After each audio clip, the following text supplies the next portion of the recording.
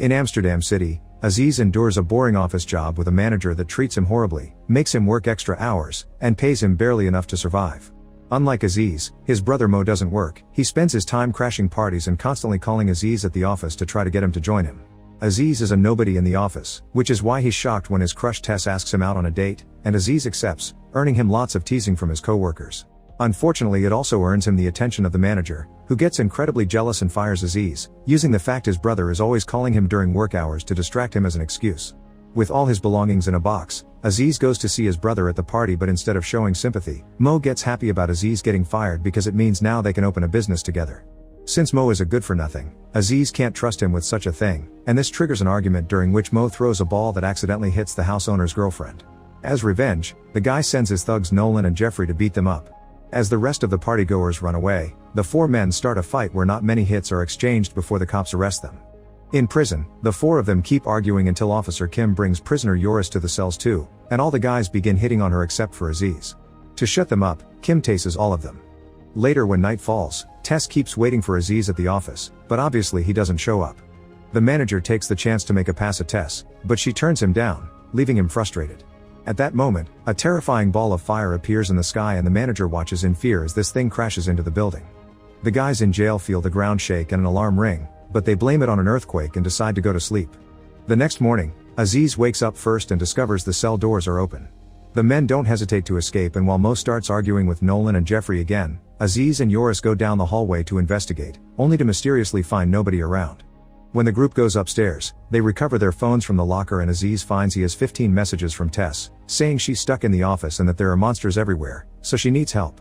Aziz then realizes the police station is a mess, and when he goes outside with the others, they find the city turned upside down by zombies. In fact, one old lady zombie immediately comes right after them, only to be stopped by Kim, who doesn't hesitate to shoot the zombie before dragging all the guys back inside the station. Then she turns on the TV to watch newscaster Jan explain what happened. It turns out a Russian space probe crashed in Aziz's office building, and the parts that fell all over the place spread a virus in the form of a green slime that turns people into zombies. The city of Amsterdam is being hermetically sealed off by the army, and any survivors that haven't been infected yet can approach any of 3 secure areas at the city borders.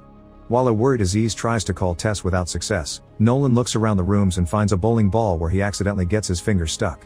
Kim wants to stay inside that house until the army arrives for the sake of their own safety, but at that moment, a few zombies manage to get inside and the group has no choice but to fight them, using random office items like a stapler, a keyboard, and a fan. Nolan's bowling ball turns out to be rather useful because it allows him to smash zombies' heads with ease. Once they're free of danger, the group gets in a police car and tries away, but since the car keeps running over zombies, soon it's covered in green slime and it's too dangerous to stay this exposed to it. Thinking fast, Kim makes everyone leave the car, and as she kicks off any zombies that come close, she brings the men into a store. Aziz in particular needs to be dragged because he keeps getting distracted by the sight of his office building with the probe on top. Inside the store, Aziz gets a call from Tess, who is fine but still needs help to escape the building. Aziz promises to rescue her, but when he tells the others, everyone calls him crazy and refuses to go with him, no matter how moving his speech about saving the innocent is. Kim decides they'll try to reach a secure area, but before leaving, the group grabs as much useful equipment as they can from the store, including a second bowling ball for Nolan. Mo also considers grabbing the money from the cash register, but Yoris points out that it's not much and that they can stop at the bank he works for later. Afterward, the group makes it to a gas station, where they start looking into what car they can take. Aziz still wants to leave alone to save Tess, prompting Kim to slap him multiple times to try to make him see reason. Jeffrey and Mo get in a limousine and find famous singer Ben Saunders in the back, only to accidentally kill him when a group of zombies arrives and the noises of the fight outside scare Mo into involuntarily shooting his crossbow. Since none of them knows how to jumpstart a car, they'll have to think of some other plan to keep going. They go back to the streets, defending themselves the best they can by using the stuff they took from the store, but it's not very effective. Thankfully, Jeffrey realizes they're near a garage owned by his friend Ruben, who works there with 2 other mechanics, and they're allowed inside with no trouble. Now that they're safe again, Kim takes a moment to apologize to Aziz for having hit him. Ruben and his friend show the group that they've discovered that green slime makes for a very powerful energy source that can make a vehicle run. However, things go sour when Jeffrey notices the 3rd mechanic is missing. It turns out he's become a zombie and he's been chained to a wall. The group wants to kill the monster, but Ruben won't let them and puts himself between the zombie and Jeffrey's party. This is an awful idea, because the zombie doesn't remember his friends and bites Ruben before breaking the chains to attack the others. While the group fights the zombie, Aziz picks another call from Tess, who is being surrounded by zombies and doesn't know for how long she'll be able to survive. Right before Nolan manages to finish the zombie off with his bowling balls, the monster manages to wound Kim, and Aziz cradles her in his arms because he refuses to leave her behind. Unfortunately, Nolan, Jeffrey, Mo, and Yoris don't care, and they leave in the slime-powered truck to find Yoris' bank. As soon as they make it to the bank, Yoris opens the safe and the group begins filling lots of bags with as much cash as they can. Nolan wanders off and discovers the work had been having a birthday party when the zombies came, and the birthday cake looks too delicious not to try it. There's a dead man's head on top of it, so Nolan tries to be as sneaky as possible, but the man wakes up anyway and bites Nolan's arm. When everyone is ready to go, Yoris shows his true colors and threatens the others with his weapon to make them hand him all the money, then he escapes right before the building gets surrounded by more zombies. Jeffrey and Mo discover Nolan has been bitten and Mo points out that the arm should go, but his idea is quickly turned down. Meanwhile, Aziz is carrying Kim on a cart from the garage and making his way to his office building. When Kim wakes up, she notices zombies keep coming after them, so she keeps them at bay with a mace. As she starts feeling better, she ditches the cart and walks next to Aziz, explaining how impressed she is by the fact he wants to save his girlfriend so badly because her ex would have never done that for her. However, when Aziz confesses he hasn't gone on his first date with Tess yet, Kim gets furious and hits him again before refusing to help anymore.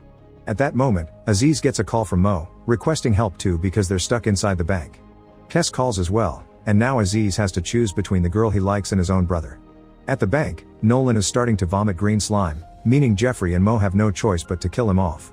This turns out to be harder than it looks and they have to use a variety of objects to get the job done, including a lamp, a bowling ball, and even a sink. On TV, Jan continues to update the viewers on the situation, killing any zombies that try to interrupt his program. It's been discovered the space probe attracts the zombies to the office building like a magnet, and Russia is sending a special commando to take care of it. Aziz and Kim arrive at the bank and distract the zombies by activating a car alarm, allowing them to enter the bank and rescue Jeffrey and Mo. The group runs away as fast as they can only to get stuck in a playground when the zombies surround them again, but when they're about to lose hope, they are surprised by the arrival of the Barachi brothers. These guys used to own a kebab restaurant and became expert monster hunters when one day all their clients transformed into zombies. Following a video game-like sequence, the Barachis beat up most of the enemies, and leave the last group to be killed by their very own trained zombie, who they release as a reward for a job well done. Before leaving, the brothers give the group directions to reach the closest secure area. Moments later, they finally arrive at the shelter, but Aziz doesn't want to go in and asks the soldiers to come with him to rescue Tess. Every soldier ignores the request and asks him to either enter or go away, going as far as turning their weapons on Aziz. Refusing to give up, Aziz steals an army truck and is surprised to see Mo, Kim, and Jeffrey coming with him. When they make it to the office building, they arm themselves with military weapons from the back of the truck. While Jeffrey stays outside with a minigun to keep the zombies back and get revenge for Nolan, Aziz, Mo, and Kim take the elevator to reach the higher floors and find Tess. Sadly, the elevator gets stuck when they're about to make it, so the trio has to force open the door and look for Tess while avoiding any zombies already in the building.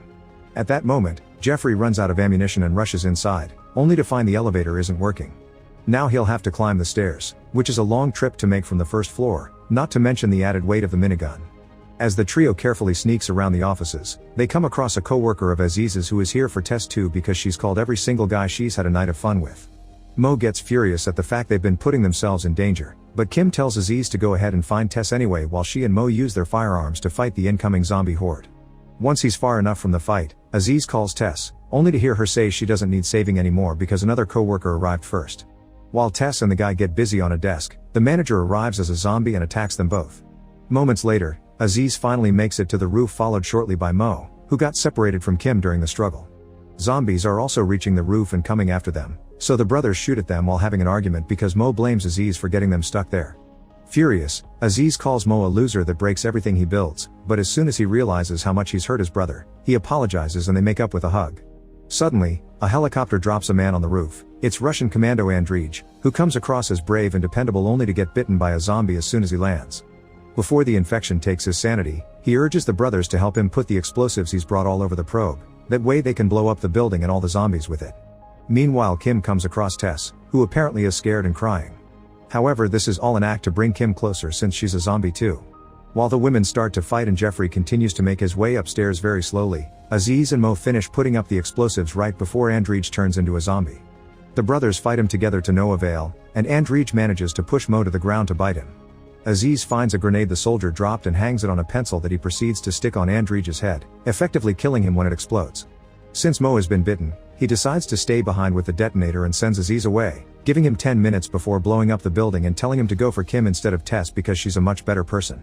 As he makes his way back into the building, Aziz comes across the manager, who he shoots quickly before turning around the corner and finding Kim killing Tess with a kick to the head. Afterward, Kim and Aziz begin running down the stairs, where they almost make Jeffrey cry when he hears they have to go down again after he climbed all his way up. On the roof, Mo finds himself surrounded by zombies and his gun isn't enough to stop them all. He can't die without finishing his mission, so he detonates the explosives before the 10 minutes pass.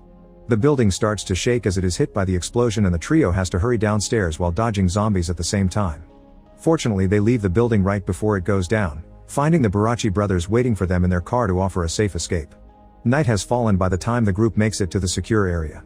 Kim and Aziz want to celebrate with a kiss, but Jeffrey interrupts them and urges them to enter the secure area not to push their luck.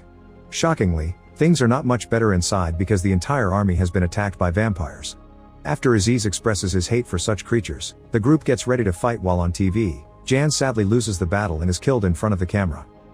Make sure to subscribe and turn on notifications so you can watch more videos like this. Thanks for watching.